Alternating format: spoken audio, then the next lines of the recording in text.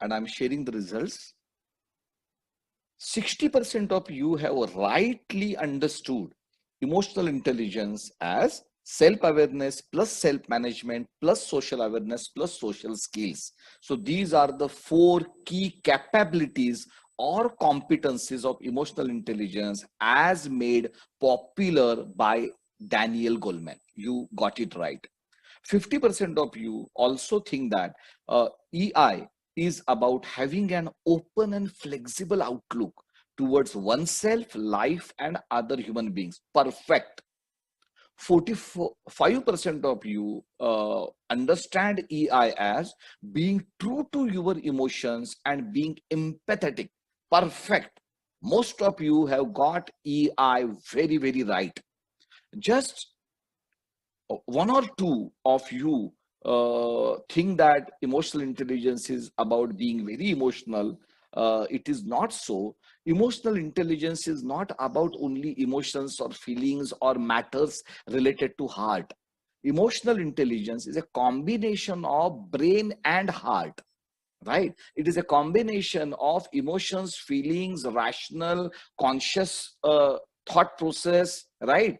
Right decision making. So it's a combination of everything. It is not only that being very emotional. Actually, if you are too emotional, you lack emotional intelligence, because managing your emotions is one of the foundations of emotional intelligence. Then one of you think that emotional intelligence is about live by what you think is right or wrong, right? Unfortunately, this is not the right approach, because whatever we think as right or wrong is our perception. That may not be the ultimate truth, because ultimate truth is unknown to every one of us, right? So we need not be very sure about this is the only right and this is the only wrong, right? So it is a matter of perception. So with this now, let us go ahead by and understand one important part of emotional intelligence, not entire emotional intelligence, but one foundational block of emotional intelligence in the next video.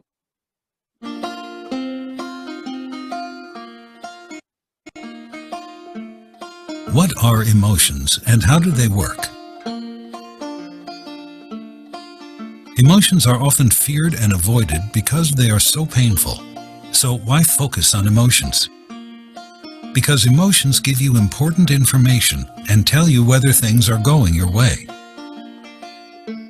Emotions help you to survive by providing an efficient, automatic way of responding rapidly to important situations. Emotions help you to relate to other people and the expectations and demands of life. Emotions tell you what you need. When you know what you need, you can take action to meet those needs. Emotions also communicate what you feel.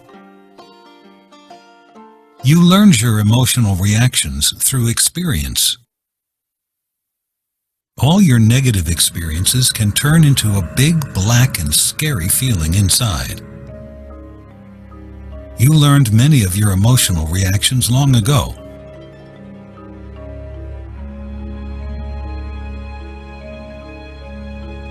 Your black shadow will therefore sometimes resemble a person who hurt you in the past.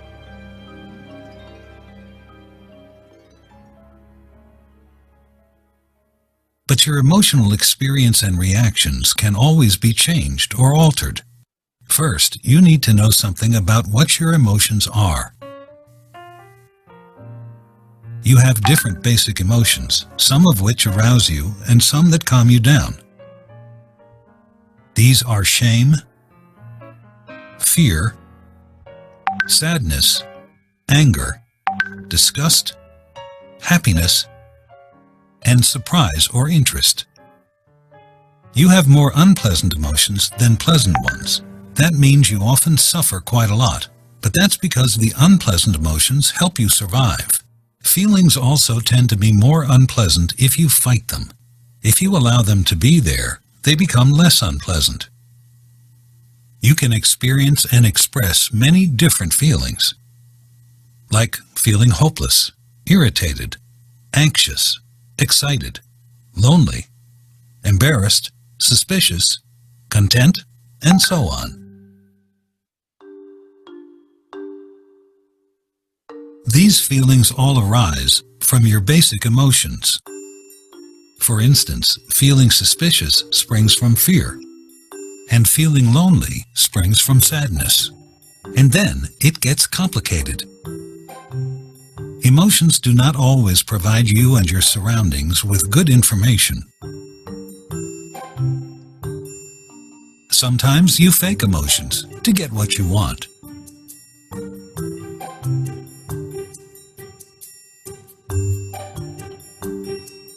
At other times, you cover up your real emotions with other emotions.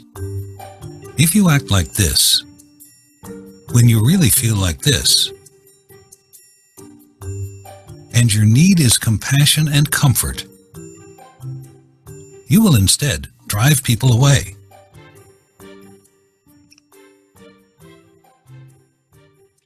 If you or someone around you is supportive, patient, and curious enough to try to understand you, you might realize that you are sad and then get what you need to heal your painful emotion.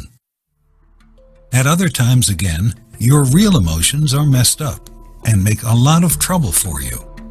If you were scared a lot when you were a child, you might grow up having a core feeling of being afraid. You might overprotect yourself so that no one can hurt you ever again. Everyone who was hurt badly as a child has a deep need to feel safe and a desire for someone to love them and connect with them, and heavy protection doesn't give you this.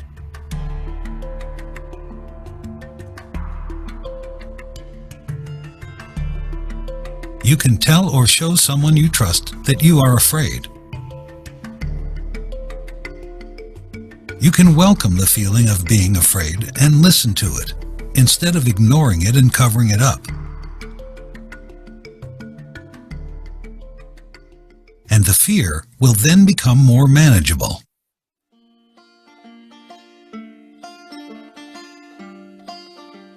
You can also change fear by means of self-compassion and assertive anger. You can stand up for yourself without driving people away. You can handle criticism, even if it hurts. You can take the chance and let people in, even if you're afraid of getting hurt again. You feel and function better when you're aware of and deal with your real emotions, even if they're painful. Your real emotions help you to get what you really need, both from yourself and others. You feel and function better when your real emotions are fresh and new, instead of stuck old feelings. You can trust your emotions if doing so gives you what you need. Stuck and misguiding emotions can change if you learn to attend to your emotions, are curious and patient with your own emotions, talk about and show your real emotions, learn to accept having different emotions, and change emotions with emotions.